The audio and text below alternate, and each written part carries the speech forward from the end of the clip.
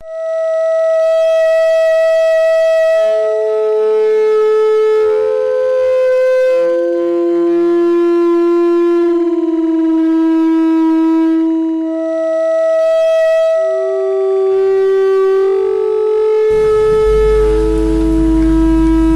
the summer of 1990, police in Russia found a resident in a block of dilapidated apartments in the Ukraine area dead on the floor of an elevator. The man had 2 holes in the side of his neck, which was badly bruised yellow and blue. At the post-mortem, the coroner discovered that the man in the elevator had died through shock and loss of blood. About 1.5 litres of blood was missing, and yet there had been no blood stains found anywhere in the elevator. It was as if a vampire had sucked the blood out of the dead man, but the Russian police couldn't go for that outlandish explanation. A month later, police were called to the same apartment block because a girl of 13 was trapped in the elevator, which was stuck between the 4th and 5th floors. Residents heard the girl screaming frantically, and when the police arrived with 3 members of the local fire service and gained access to the elevator, they found the girl lying on the floor. The girl was dead, and she had 2 small puncture marks in her left breast, which was heavily bruised. The residents refused to use this faulty elevator now because they were convinced a vampire was at large in the building.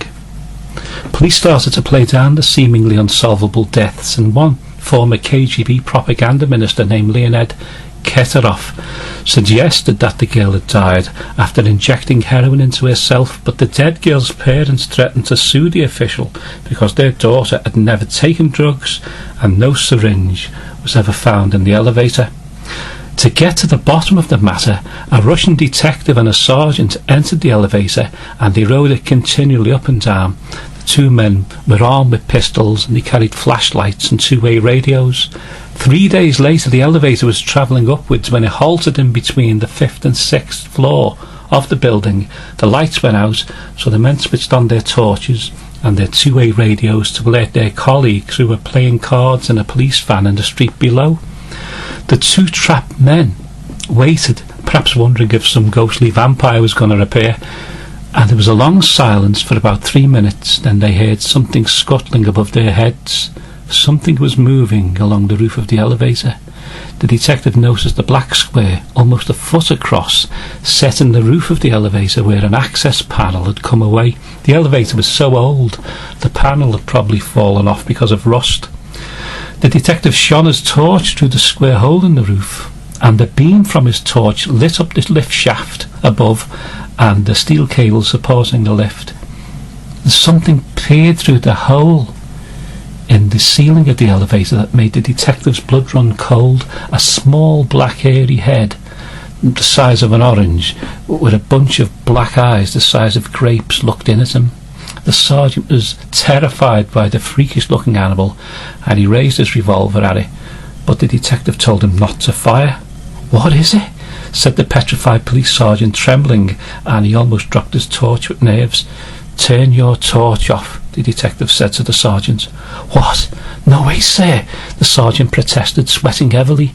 "That thing doesn't like light," said the detective. "You keep your torch on then, and I'll turn mine off. Don't make any sudden moves. Tell the men downstairs to stand by." The detective switched off his light and he watched the thing slide further into the elevator, and suddenly the sergeant's nerves got the better of him because he had 3 phobias: fear of the dark, fear of enclosed spaces, and arachnophobia, a fear of spiders, and that horrible thing hanging through the hole in the ceiling looked like an overgrown spider. So the sergeant just freaked out and he dropped his torch, and his nerves cost him his life. The torch hit the floor and smashed. Before the detective could switch on his torch, the enormous hairy black spider dropped into the elevator with lightning agility, and it bit out at the only thing in the confined space that was moving excitedly. The spider bit the unfortunate sergeant's face and hung on as it drew out his blood. The detective switched on his torch and he saw the whole nightmarish drama. The sergeant was screaming. The spider was like something from another planet. Its body was the size of a Jack Russell dog, and its 8 hairy legs were almost 3 feet long.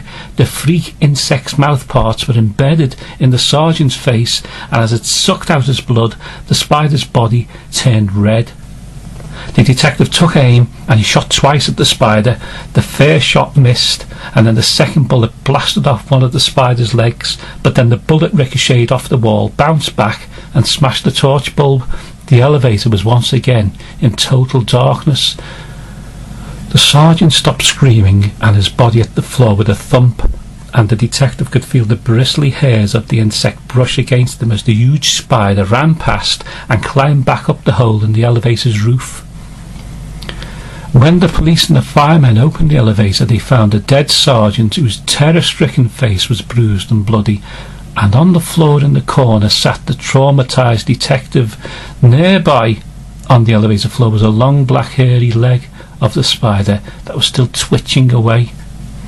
The detective remained speechless for a while, and then he blurted out the incredible story. The authorities quickly hushed up the incident, but news of the story got out via the internet, and a version of the story also appeared in a Turkish newspaper, but was quickly denounced as an exaggeration.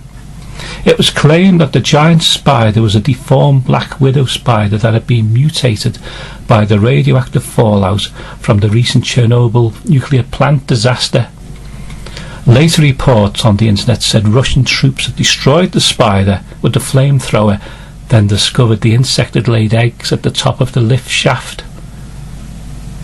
Before you turn the light out tonight, you'd better put the plug in the bath. You don't know what's crawling about nowadays.